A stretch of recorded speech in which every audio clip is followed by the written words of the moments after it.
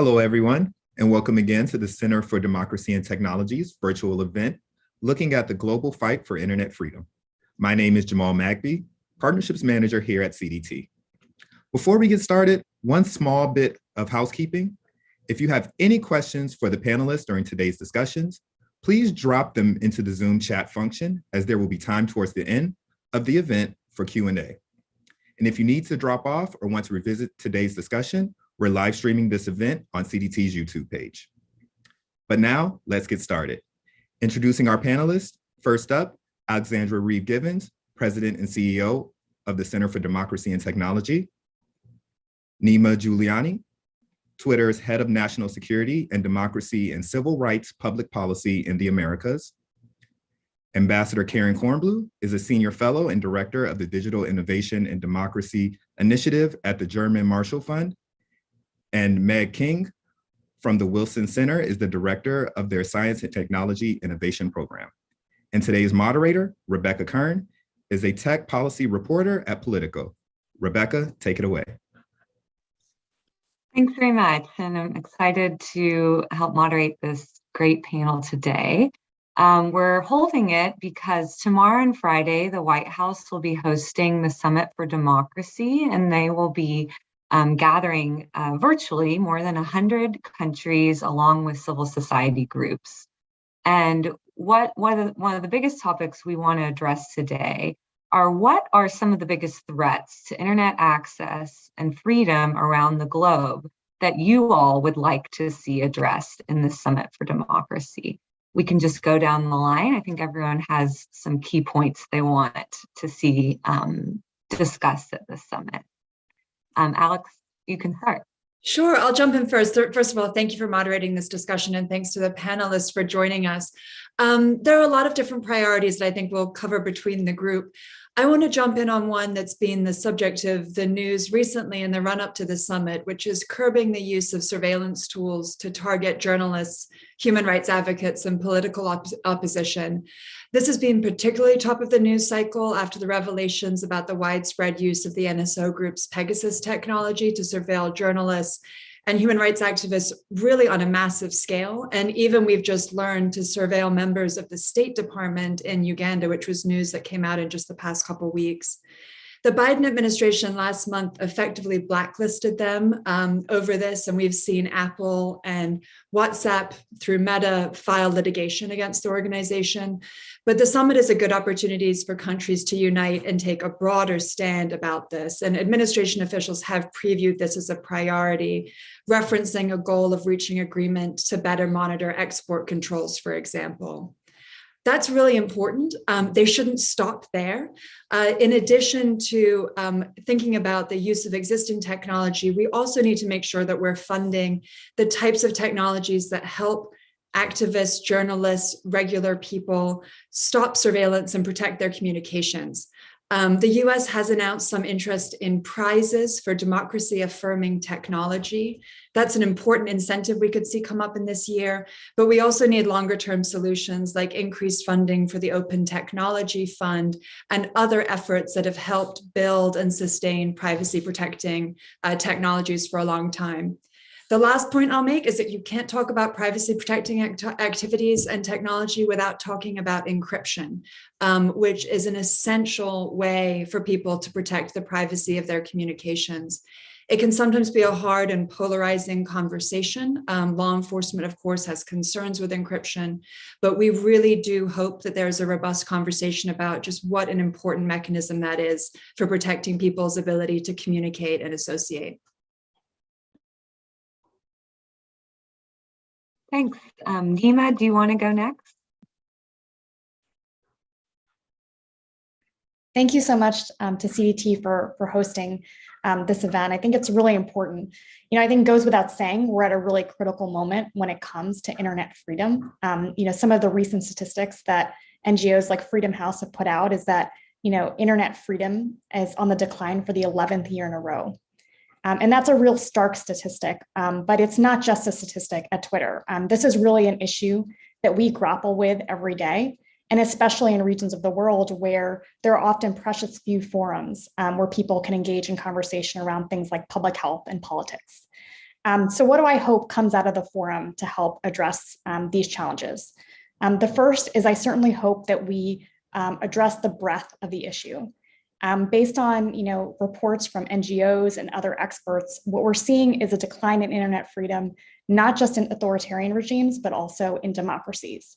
And that includes new democracies or others that are at risk of a human rights backslide. And so I think we really need to look at this from a global standpoint and recognize that regulatory models can't just work one place, they have to work every place, and they have to mitigate against challenges that could come up in particular regions of the world. The second issue is one that we've certainly dealt with at the company, and that is really addressing the issue of internet shutdowns and throttling. We have been blocked in Nigeria, and we're also blocked in Uzbekistan. According to the Freedom House, there were roughly 20 countries where internet access was shut down in 2021. This is a growing problem, and it interferes with economic development, with additional technology advancements.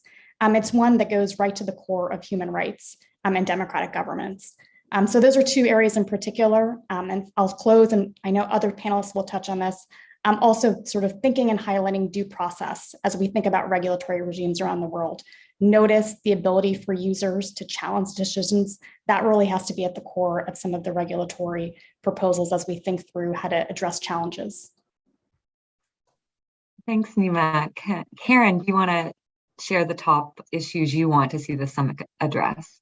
Yeah, and just to piggyback on what both Alex and Nima have said, I think it's important to recognize that there's been a shift.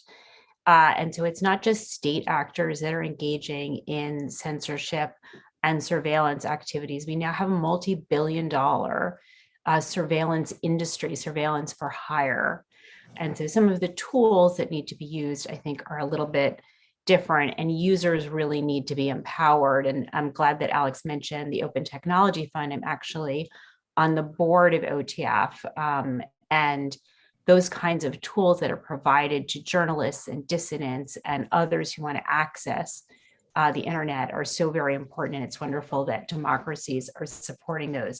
And the other piece that I think is new that we haven't talked about as much in the past when it comes to internet freedom is this idea of information operations, where there's a flooding of the information ecosystem so that people can't get access to accurate information. And often this is targeting opposition groups so that they can't be heard. It's interfering with freedom of association.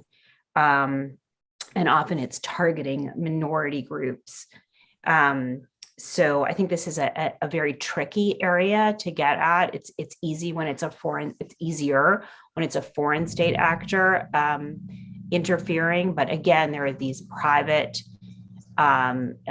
information operations for hire operations, and sometimes it's within country, as in Myanmar.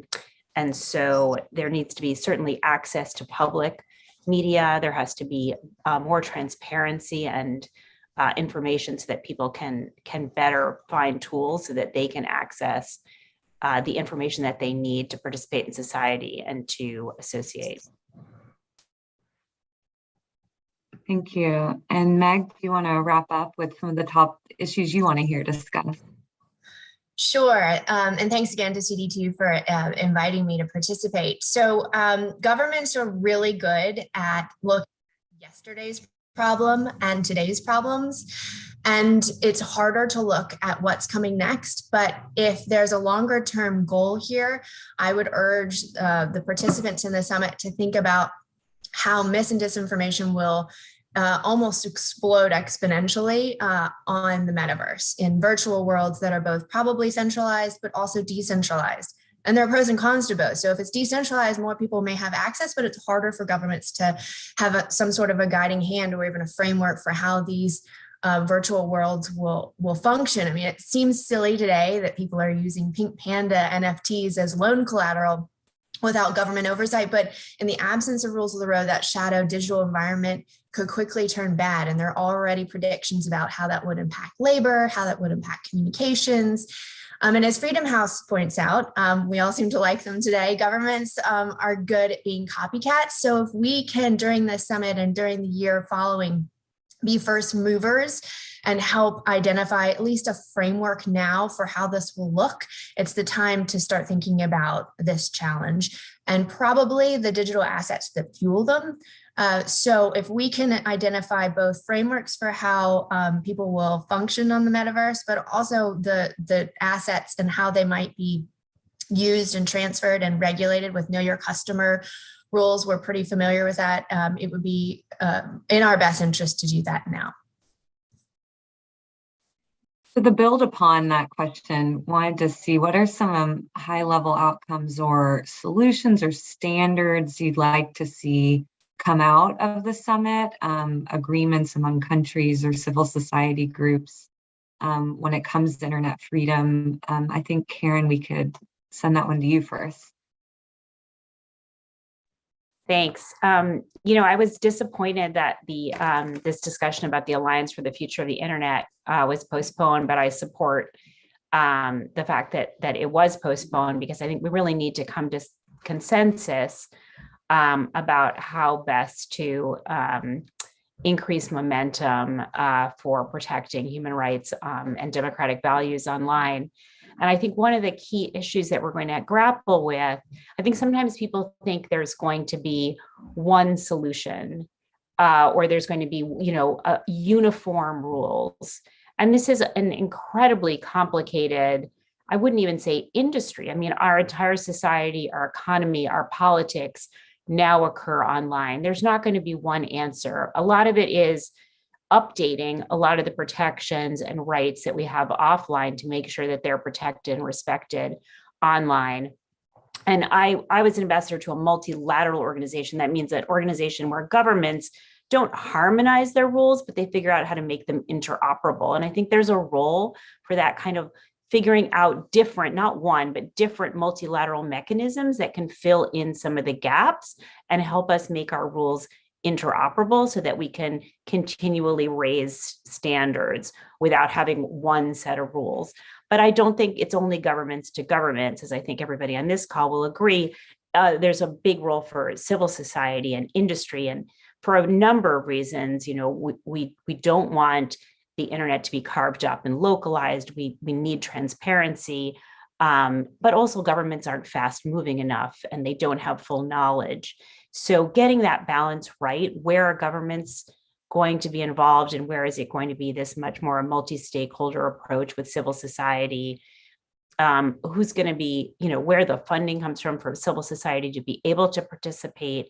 I think these are incredibly important questions and they may seem like process questions that we can sweep aside, but they're incredibly important to how we think of how the internet is governed. And, authoritarians have a different approach and they want a top-down government, approach to the internet so that there's more control within their borders. And if we want an alternative to that, I think we really have to work out these tricky issues. And so I think it's great that they've been surfaced. Meg, do you want to chime in as well? Sure. Most people groan or they roll their eyes when the word standards is uttered, but they really matter. And the devil is in the details if you've ever been involved in government. So we have a playbook and it's an interesting one. The US-Mexico-Canada trade agreement was ratified last year.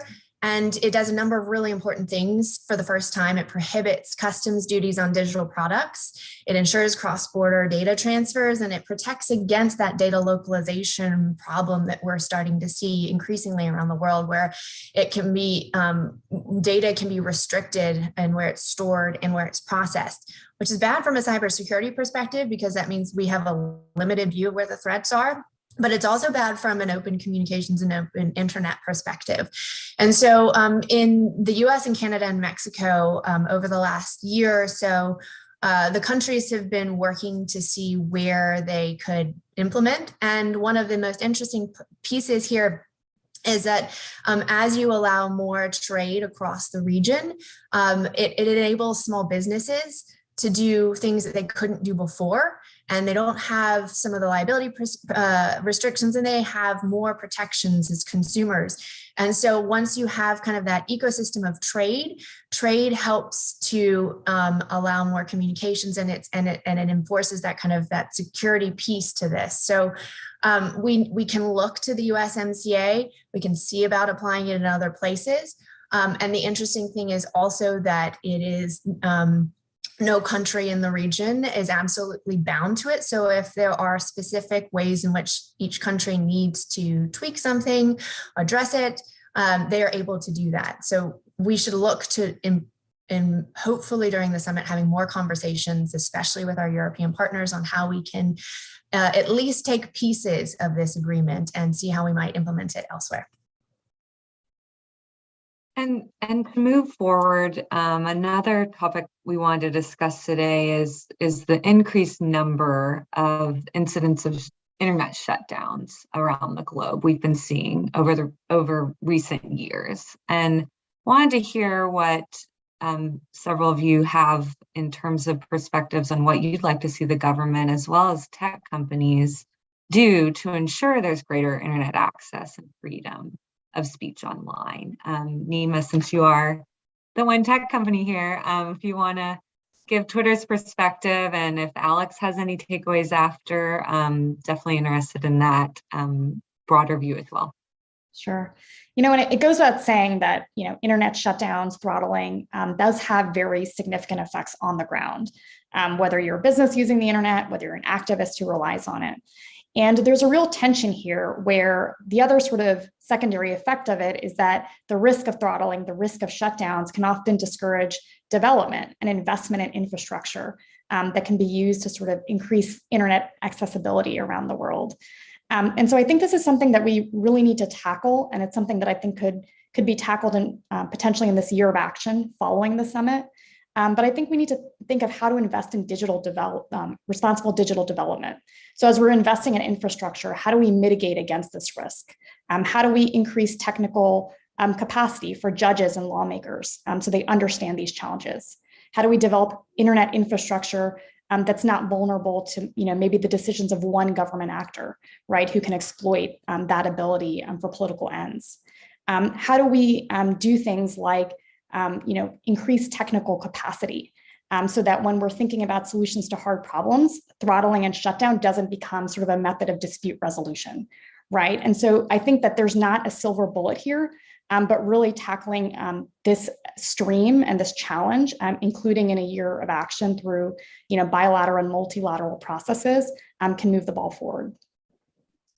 Yeah, and I'll chime in to say, I think all of that is very valid, and it's helpful to parse some of the issues that we're seeing, right? So one is internet shutdowns or throttling. We're seeing this around elections, for example, where it is a very clear way that is limiting the ability of citizens to interact with each other online.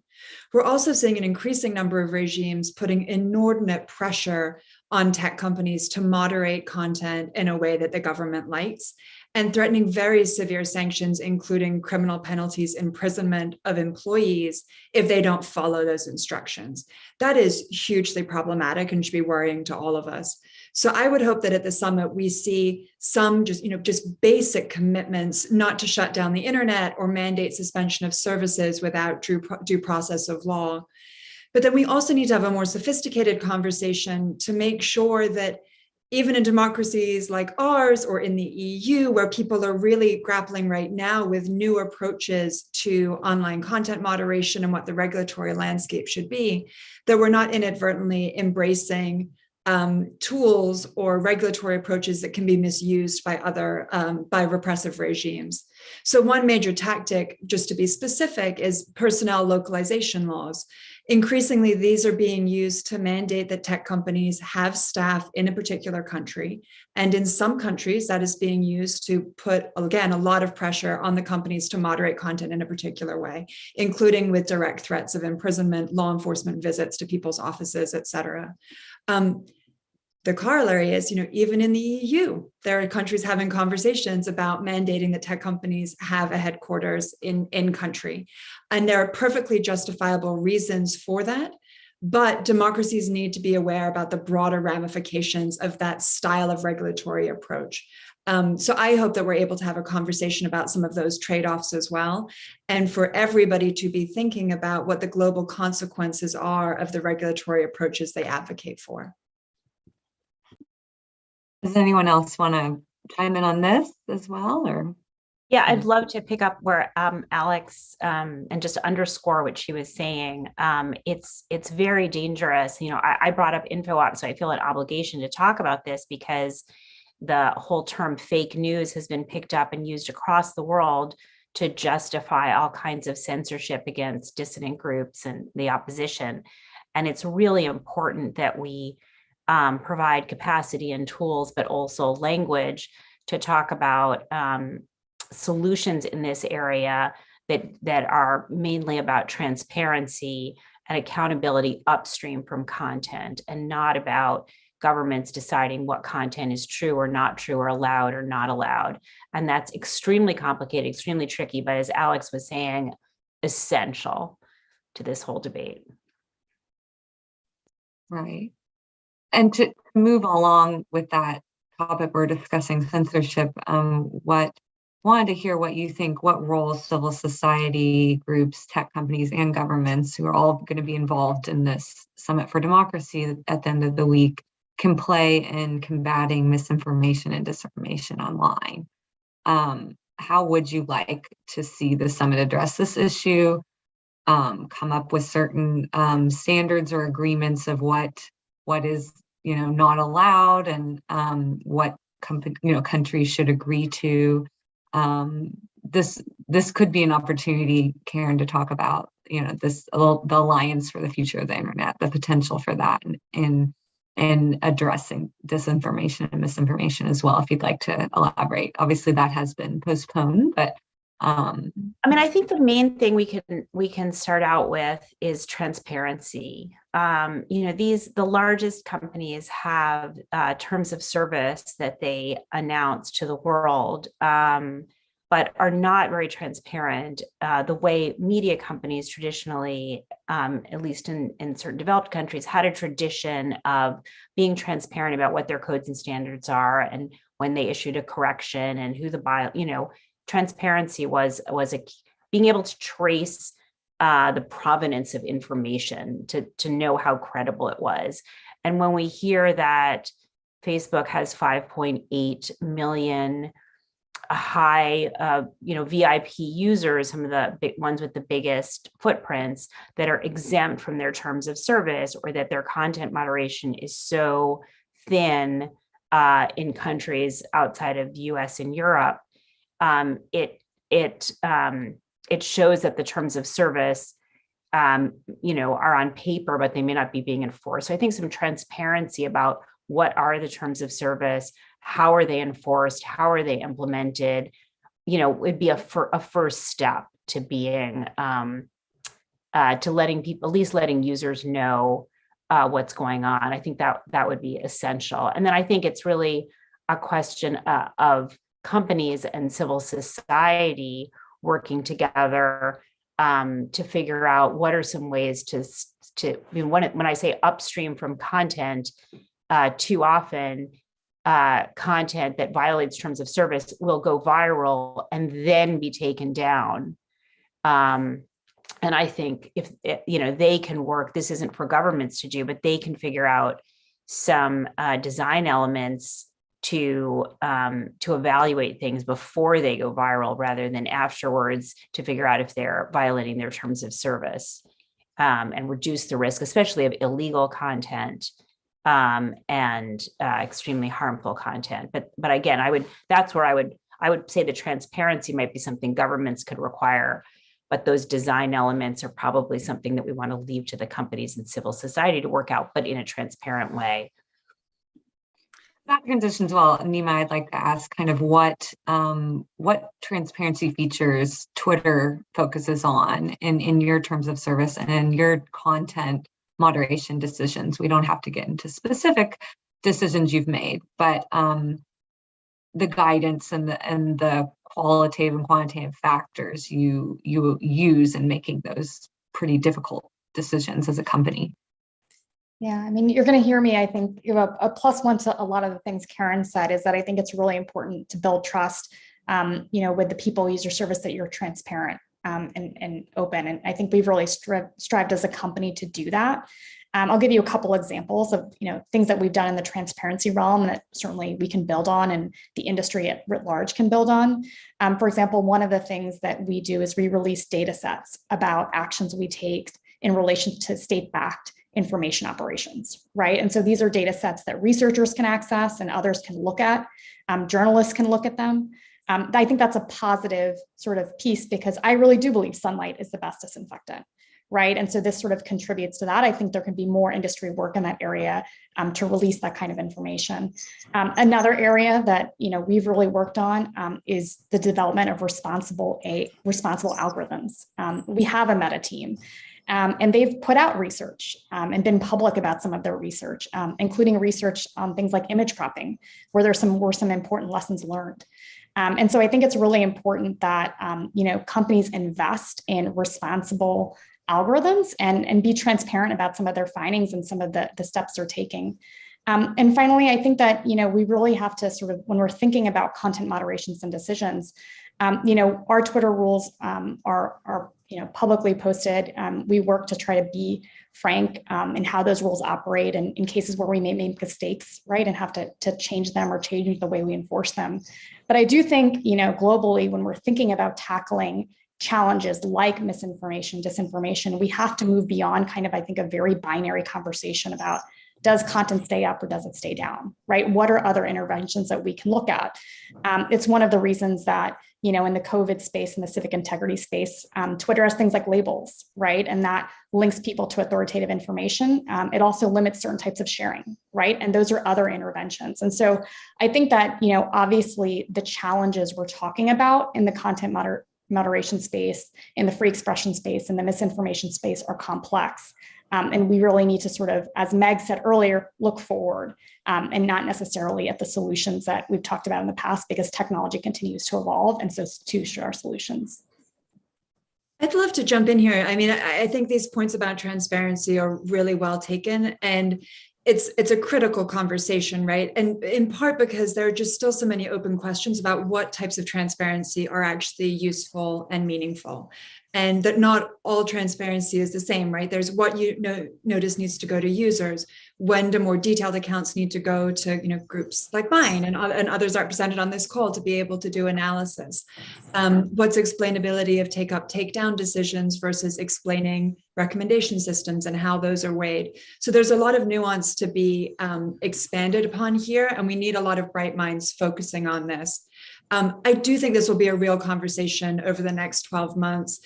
For example, just recently, CDT has partnered with the Danish government and other civil society orgs to launch an action coalition on meaningful transparency that has a one-year action plan consciously timed to the Summit for Democracy's Year of Action to try and drive these conversations forward. And I imagine we'll see similar efforts too.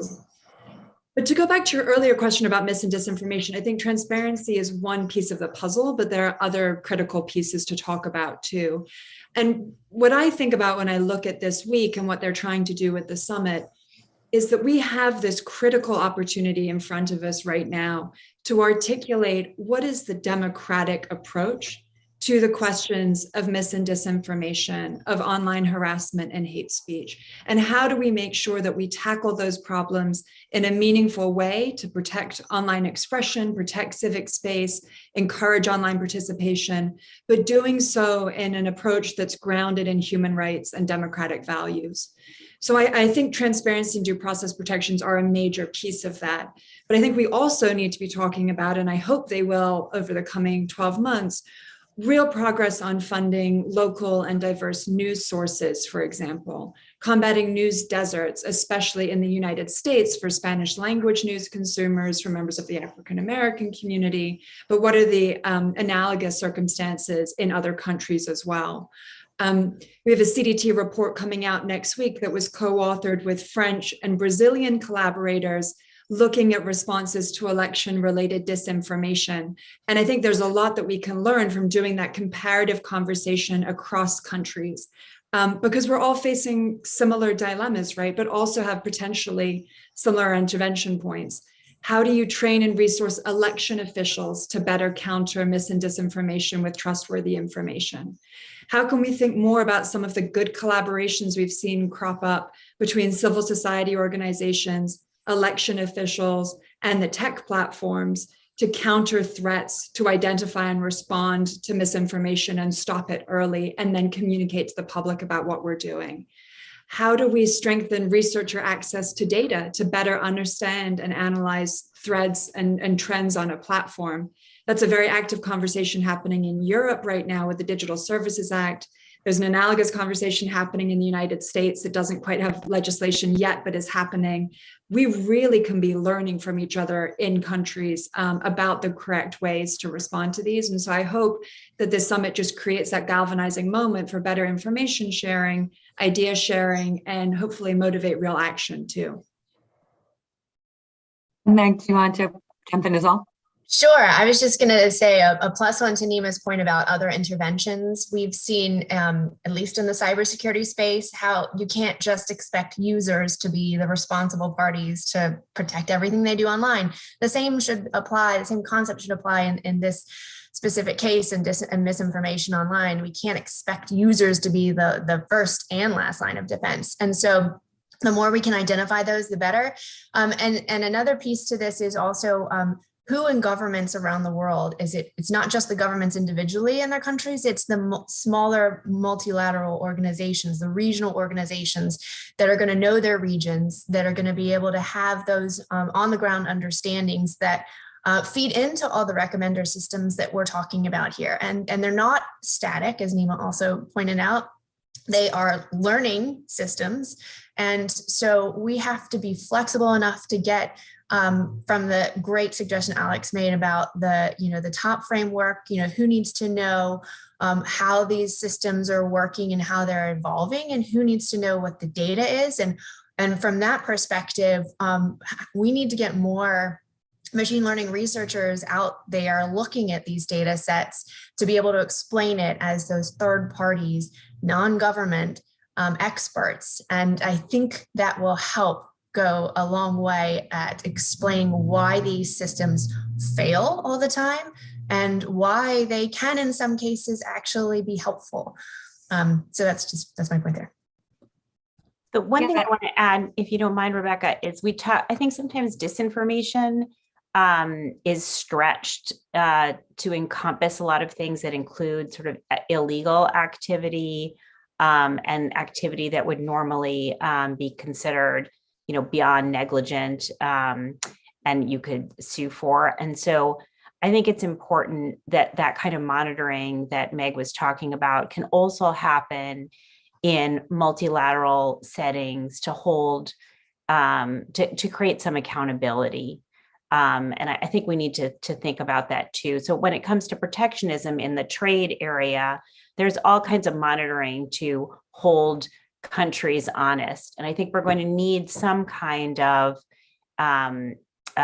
transparency that's also becomes an accountability mechanism for how companies are doing in terms of preventing some of this really illegal, the international terrorism, the incitement to violence, real harm to vulnerable populations. So that there's some accountability, and that's beyond the disinformation space.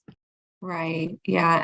And this kind of goes into talking about transparency and tech algorithms. One of the Q&A questions is about a bill called the Filter Bubble Transparency Act, and there's been other legislation that essentially would give users the power to disable some of the algorithmic feeds and you view content more chronologically.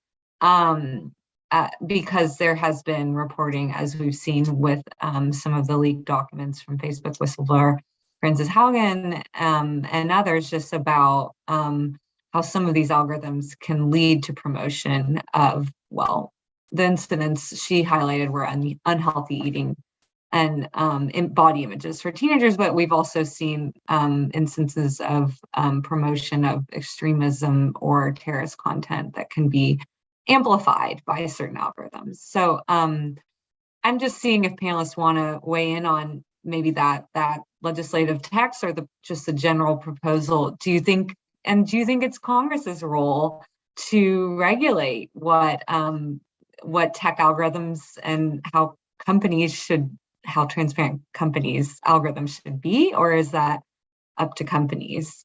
Because we know Congress isn't always up to speed on how technology works, and also all the algorithms change so quickly. So by the time Congress does pass some law, it may be obsolete.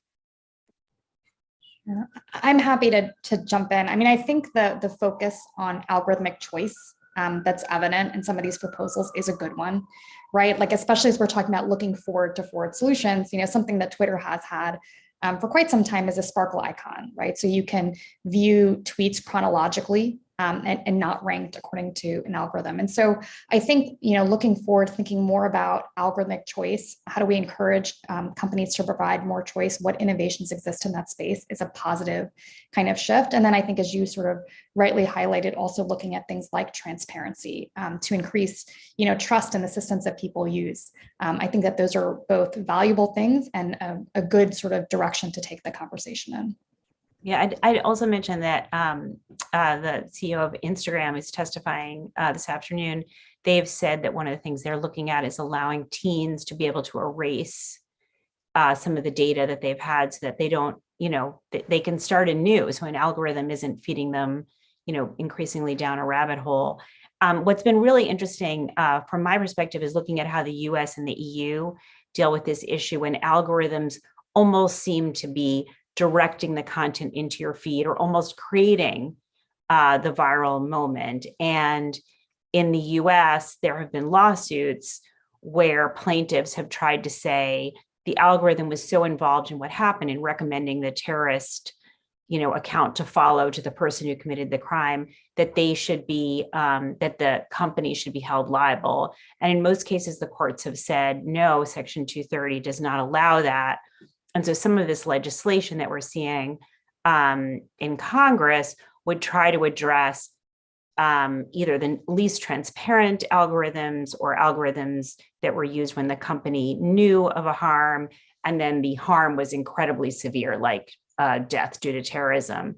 And so there's that very real debate about exactly the question you were asking, Rebecca. And in the EU, they're sort of further along in that process, where algorithms are supposed to be neutral in order to have immunity. And they're thinking of even going a little bit further down that path right now with their Digital Services Act. So it's a very live conversation that's being worked out. And a bunch of courts, kids advocates, civil rights advocates have said, we've drawn the line in the wrong place. And now if the algorithm is really promoting it and it's the worst of the worst, then there should be some accountability in order to get the companies to pay more attention on the front end. And so we'll see how that works out. It's very, very interesting topic. Can I just jump in here, Rebecca? So I think the companies are in a really hard spot. There is a lot happening on their platforms, but obviously, as Karen has pointed out, there are very clear legal rules in place right now to prohibit illegal activity. One of the interesting pieces of some of these proposals tries to hit at that, okay, so you've got a lot to do as long as you make sure that to the extent you can, content that's not illegal is taken care, or that's illegal is taken care of. What about the content where it's paid? If you're a business, paid content should definitely be exempt from 230. A lot of the concern is there are nation states and bad actors who are taking out ads and they are promoting actively bad activity that way. And so that might be one creative way to address this problem is, okay, fine, segregate out paid content and pay close attention to that. And hopefully that could restrict some of the bad actors. Sure. If I could just jump in, Rebecca, I think that, obviously this is an active debate. It's an active debate in the US, it's an active debate in the EU. I think one of the things that sometimes gets lost is how important Section 230 has been from a free expression standpoint, right? When we think about, companies operating in very difficult spaces, Section 230 in some cases has been a shield against pressure to remove content and do other things that I think would have really damaging long-term consequences. And so, there are legitimate challenges that we've, some of which we've talked about on this panel today, but, I think that there's, in some cases, a better way to solve them, right? Let's talk about transparency. Let's talk about what responsible AI looks like. And let's talk about what resources and how we encourage companies to use to develop more responsibly, right? Tools for smaller companies so that they can actually, do some of this important work. And so I think that due process, again, like if people have concerns with the platforms they're using, how do they have, mechanisms and due process to sort of appeal maybe a decision that they disagree with or was made in error? And so I worry a little bit with the 230 conversation that some of the solutions actually create a lot of damage, don't fully solve the problem, and could have really long-term implications when it comes to free expression and human rights. Well, that was another question I wanted to direct towards Meg, I think, is we saw in USMCA that they put 230-like language. So we essentially are exporting 230 to these partner countries in a trade agreement. How likely do you see that as the model in future trade agreements? And do you think that is a good pathway forward for ensuring open internet and, free speech, or is that not a good model to push onto other democracies quickly? And then we'll get to the Q&A in the audience more. I'll be really quick. So USMCA was not, so it was the first that was ratified. This was not the first trade agreement proposed with this concept. It was proposed in an Asian agreement previously. So the idea has been out there and floating around. The intent of it is really to maximize user control, to Nima's point, is to spur innovation and communications for those who might not and would potentially be at risk of losing that. I'd also like to say it's not limitless. So as I mentioned earlier, you can't violate federal or criminal law. You can't allow sex trafficking, for example. And USMCA, the provision in it specifically, doesn't give companies or investors the ability to sue to enforce 230 outside a very small group of exceptions, but it does allow small businesses to do business and to communicate and to spur that trade that we're hoping will help allow democracies to be part of the digital economy that they wouldn't otherwise be able to if platforms had to filter and inspect all the content that would otherwise have to be done. And obviously 230 is a big debate on the Hill, and we can talk forever on this, but I want to keep it high level and also globally focused as well, because besides USMCA, it's just this region. But one audience question was talking about LEOs, which are satellite internet being offered, and in order to circumvent potential autocratic government shutdown or limited access of internet. And I was wondering if you guys could comment on what could be done potentially preemptively or in a regulatory fashion to prevent less democratic governments from interfering with their citizens' access to these satellite internet sources. I don't know if that's something people are familiar with enough to discuss, but just I guess the option of another. I'll say one thing. Just I think what's really important as we think about how to help folks who are facing censorship, shutdowns, surveillance, is that there are tools that are available to get access, but we can't forget the people. That there's a whole civil society network that does trainings, that shares up-to-date techniques and tools. So it's the tools and the people both that are really important and that we have to support as democracies. And we're even finding that among the tools are using AI to keep ahead of the censorship techniques to help folks get around them and get access through various kinds of VPNs and other kinds of tools to get access to unfiltered or less filtered information. But we can't forget about the people piece and the need to keep nurturing the civil society around the world that's helping people who want to get access to be able to get access. I think it's a critical point. And again, an open, interconnected internet is an essential tool for people around the world to be able to fight, find community, get support, share news about what's happening inside repressive regimes and get that information out. So we do need to think about ways to boost that connectivity. I mean, that's why I alluded to the Open Technology Fund before.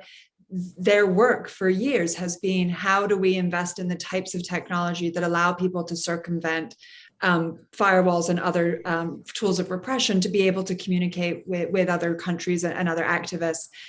So I do think it's a really important strategy for us to keep focusing on, to make sure that even if a particular country doesn't have the infrastructure or isn't committing to the ideals of an open internet, we can still allow people within those countries to be part of this community and to reach out and engage with each other. So my understanding here is that Alex's point about the importance of encryption is that these sorts of services today, at least, are probably susceptible to interception. And so you're going to need to protect that communication. And it's apparently harder because of the orbit to use VPNs or virtual private networks. So you're gonna have to find other ways to use encryption and make encryption available to those who really need it to protect against authoritarian regimes. But at the same time, it will provide more connectivity. So there's kind of two sides to this problem. And I'm guessing it will improve over time. Another big attribute that has been spread because of the internet is the spread of cryptocurrency as a form of payment online. But it's like all things on the internet, it can be used for good, but also bad. And we've seen an estimated 3 trillion in use in cyber crimes via crypto. And we've seen the government just starting to put sanctions on certain cryptocurrency operators. But this could pose a real challenge moving forward in both transparency and then also money laundering using cryptocurrencies. So I know maybe crypto isn't necessarily everyone's expertise, but if there is something to say about how countries can regulate or attempt to ensure transparent use and also non-criminal use of cryptocurrency, because it doesn't seem like it's going away, but there is currently a bit of a Wild West scenario with few government regulations of its use right now. If people want to briefly respond to that. I'm happy to step in here. So it's not just cryptocurrencies, it's digital assets broadly. In fact, some of the cryptocurrencies are actually better in some circumstances than broad money exchanges and money services. And a lot of this has to do with when you exchange into an actual currency. That's where governments traditionally have oversight. And so governments are trying to think of new ways, as I mentioned earlier, as NFTs are traded and used as loan collateral, ways to intersect in the process and work with those exchanges to identify where those pieces are. But it will become harder as companies are now developing capabilities so that assets can be traded even across metaverses themselves in the future, across virtual worlds. So there are places and ways that we can intersect and offer more oversight. But in the end, it really is going to have to be those kinds of when you move your into the fiat currencies, how are you going to identify that either at that stage or just before? I wanted to jump to another topic, and we'll attempt to combine two questions into one, which is how can open internet ensure competition in social media, the social media space in particular? We've seen several bills proposed, stalled, but to push for data interoperability where users can take their data to another social platform. And we've also seen on the other end attempts for antitrust regulation to kind of break up some of these larger companies and ensure more easier access for newer entrants in social media spaces. So that's kind of the first question, like what more can our government, but also civil society and maybe tech companies themselves offer in terms of data portability and interoperability to ensure greater access to other entrants in this space? That's kind of the first question. And then another end of that would be, how can civil society groups ensure that there is access to social media in their countries? We've seen attempts to limit Twitter and Facebook. So what on the other end could civil society groups do to ensure access of the existing platforms is accessible to countries all over the world? I'm happy to jump in on the competition question to start us off. I'm glad this one came through the public Q&A, I can see, and I'm glad that the questioner asked it. I do think it's going to be an important topic at the summit and in the year of action that follows. It's also a valuable conversation happening, for example, in the US-EU Trade and Technology Council, which is convened and is also trying to have a year of dialogue to talk about approaches to platform governance. Competition question is an important one. And I do think these issues of interoperability create really fertile ground for idea sharing across governments and across civil society organizations.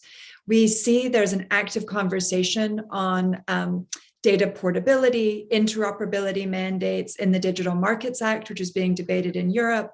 And Rebecca, as you mentioned, there's legislation introduced in the United States Congress, the Access Act, which has been introduced in the House and will likely soon be reintroduced in the Senate, talking about very similar ideas. I will say as an advocate, I think they're actually very promising in terms of the dialogue, but there are really important questions to be figured out as to how interoperability in social media spaces actually work. There are really big questions around privacy, around security, around content moderation. If Facebook is opening up its feed for others to tap in, at what point is Facebook moderating the content, and at what point is the next service moderating the content? And what does that mean for some of the bigger issues we've been discussing around mis and disinformation, hate speech, harassment, et cetera? So while I think it's really interesting and exciting, and Twitter's former CEO used to talk about this a lot, and Project Blue Sky is something that Twitter has spoken about as an important way of just adding more user choice into how social media is curated and what information users see. There's a lot to be worked out in the details, and I hope that this can be a productive year for that as well. Nima, could you step in on just how Twitter is addressing censorship in countries, and also your views on interoperability of data for users on your platform? Sure, and just to sort of build on some of the things that Alex was talking about, I think the thrust behind the question really is like, how do we promote more innovation and more startups in this space, right? And their ability to act responsibly and in service of a public healthy conversation. And Blue Sky is one sort of innovative approach that we're trying. We funded Blue Sky. It's an independent group of researchers and technical experts and others. And the idea is to create transparent, open, and accessible standards that will make it easier for new entrants to the market to tackle some of these complex challenges.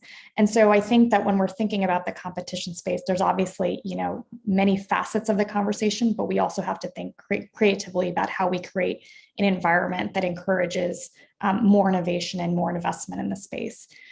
In terms of the sort of second piece of the question about sort of censorship and civil society organizations, we do a lot of work at Twitter to try to maintain relationships with civil society organizations on the ground. One, to ensure that we're addressing challenges as they come up in regions, and also hearing feedback so that we can better develop rules and policies and procedures that respond to the challenges that people are actually facing every day. And so in terms of, resources and, I think the questioner asked about resources, we have resources on our page in terms of security, security settings in your account to protect privacy and other things, as if you're operating in a region where you're concerned about some of the dangers that might be associated. We also sort of make, have fully available public information on different tools in the account settings. And finally, yes, please, in region, we generally have teams that are every day interacting with civil society. We have a trust and safety council that advises the company on various issues. So that's a very brief and high level sort of sense in terms of what civil society can do to get key information. I just add that I think this interoperability discussion should be broadened. And Ellen Goodman, my colleague, who's a law professor at Rutgers Law School, and Sanjay Jolie, who's now at Free Press, wrote a piece for us about the public media stack and about interventions that can occur at different levels of the information stack to try to get civic information that folks need, whether it's public health information or election administration or about climate science, that they can get access to it. And that would involve, libraries and museums and interoperability and standards for connecting, and also the public funding of journalism as well as a public interest journalism. And these are really thorny, complicated issues, interoperability being among the most complicated, but they're really essential. And, the way I think about it is, I heard the Colorado Secretary of State talking, and she said, if I stand up behind a podium and have a press conference, but meanwhile, my constituents are reading about Sharpiegate online, we're not even having the same conversation. So about having a Facebook page and buying ads, to counter disinformation reach the citizens is very important. And I think we need to think about what the different interventions are and how, they don't raise more problems than they solve. It's not easy, but I think it's one of the challenges we should be confronting in this year of action. So just to say, I think we'll wrap. I'm sorry we didn't get to everyone's Q&A. We had some really excellent questions that were very detailed. So I appreciate the interactive conversation. And I wanted to give our panelists just like a brief, maybe 30-minute takeaway, what you'd like to see from the Summit for Democracy, what you'd like to see in this year of action. This year of action we're referring to is the premise is that there'll be another summit in a year to reassess the agreements, I suppose, that come together from the summit. So what would you like to see as maybe your top issue addressed in this year of action? And we can just go down the line. We can start with Alex and we'll go from there. I'm a bad person to start with because I'm going to disobey your question. There's no one issue that I want them to focus on, but I think what we'll see is a menu. And there are some areas where there can be really concrete deliverables, and we've talked about them here. Surveillance technology is one of them. Investments in media is another. There are others where I actually don't expect countries to agree specifically, and that's fine. We can be okay with there being variation, but what I'm looking for is really rigorous conversation, idea generation, and holding each other to account for this vision of how democratic nations respond to some of the challenges of online governance. And as I mentioned in my remarks, I think there is just a really fertile opportunity for good idea sharing and for making sure that we remain committed and grounded in human rights and democratic values as we have these conversations. The last thing I'll say is that the approach really matters too. So I think it's notable that they have structured the summit in a way that civil society groups and companies are participating and speaking. That multi-stakeholder approach is going to be really critical through the year, particularly in the realm of technology governments and internet governance. It can't just be governments talking to each other. So I'm very eager to see how that process unfolds and how we and others in the audience all get to participate. Meg, do you want to go? So I think I have to give a vote for the code of conduct around surveillance. It is so clear when that technology is misused, and it's hard because there are some legitimate uses by law enforcement. But if we can get some rules of the road, that would go a long way to protecting people who really shouldn't be surveilled illegally. Yeah. Sorry we didn't get to discuss surveillance more. It was one of our topics. It's very, very big issue as well. And Nima, do you want to share your view? Sure. I mean, I'll say two things. One, Alex and Meg and others have talked about, commitments that, may be a part of the summit and that we hope relate to things like internet shutdowns, throttling, a range of issues.